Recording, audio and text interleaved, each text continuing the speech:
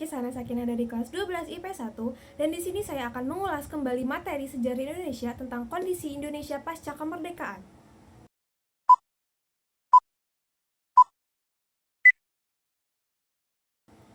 Diselenggarakannya Proklamasi Kemerdekaan Republik Indonesia bukanlah menjadi akhir dari perjuangan bangsa Indonesia dalam melawan penjajah.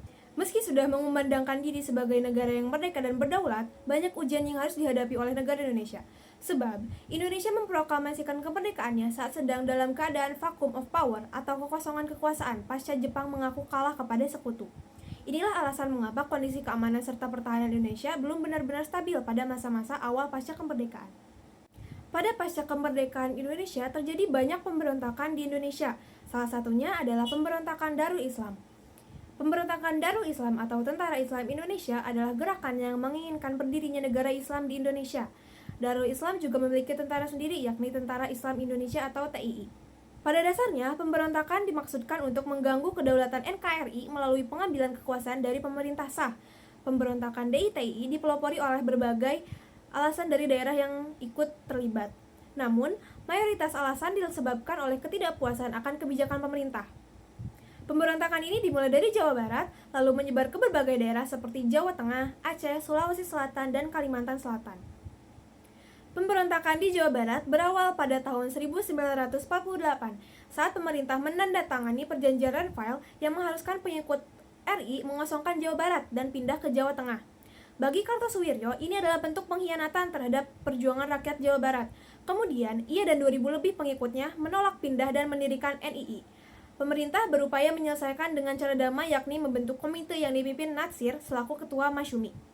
Namun tidak berhasil, dan pada 1949 pemerintah melakukan penumpasan DITI yang disebut Operasi Baratayuda. Pemberontakan di Jawa Tengah dipimpin oleh Amir Fattah dan Mahfudz Abdurrahman atau Kiai Somalanggu. Amir Fattah memproklamasikan diri bergabung dengan DITI di Tegal dan diangkat sebagai Komandan Pertempuran Jawa Tengah berpangkat Mayor Jenderal TII. Kiai Somalanggu pun melakukan pemberontakan DITI bersama Angkatan Umat Islam atau AUI yang dipimpinnya. Keduanya bergabung dalam pimpinan Kartosuwiryo. Pemberontakan di Jawa Tengah menguat pasca Batalion 624 pada tahun 1951, membelot dan menggabungkan diri dengan DITI Kudus dan Magelang. Untuk atasi pembelotan Batalion 624, pemerintah melancarkan Operasi Merdeka Timur yang dipimpin oleh Letkol Soeharto. Pemberontakan di Aceh terjadi pada tanggal 20 September tahun 1953 yang dipimpin oleh Daud Bereh. Pemberontakan ini muncul karena Presiden Soekarno dinilai berbohong menjanjikan Aceh boleh menerapkan syariat Islam dan menjadi provinsi Indonesia. Daud pun memberontak dan memutuskan bergabung dengan DITI Kartosuwiryo. Pemerintah berupaya mengatasi dengan militer Operasi 17 Agustus dan Operasi Merdeka, serta diplomasi dengan mengirim utusan ke Aceh dan berdiskusi dengan Daud.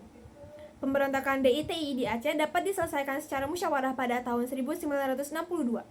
Pemberontakan di Sulawesi Selatan berlangsung pada tahun 1950 hingga 1965 yang dipimpin oleh Kar Muzakar, pemimpin Komando Gerilya Sulawesi Selatan atau KGSS. Pemberontakan ini muncul usai perbedaan cara pandang pemerintah dengan Kar Muzakar yang berkaitan tentang reorganisasi APRIS atau TNI. TNI membentuk Operasi Baratayuda untuk mengatasi ini. Waktu yang diperlukan agar selesai yakni 12 tahun. Pemberontakan ini usai setelah Kar Muzakar tertembak mati. Terakhir, pemberontakan di Kalimantan Selatan dipimpin oleh Ibnu Hajar dan terjadi pada tahun 1950. Alasan pemberontakan ini adalah ketidakpuasan Ibnu terhadap reorganisasi TNI yakni Alris Divisi 4 yang merupakan kelompok dari dirinya bertugas. Baginya, reorganisasi ini membuat beberapa anggota Alris Divisi 4 diberhentikan karena tidak memenuhi syarat termasuk Ibnu. Ibnu pun kecewa dan membentuk Kesatuan Rakyat yang tertindas. Ia kemudian dijatuhi hukuman mati dan meninggal pada 22 Maret 1965. Itulah salah satu dari banyaknya pemberontakan yang terjadi di Indonesia pasca kemerdekaan.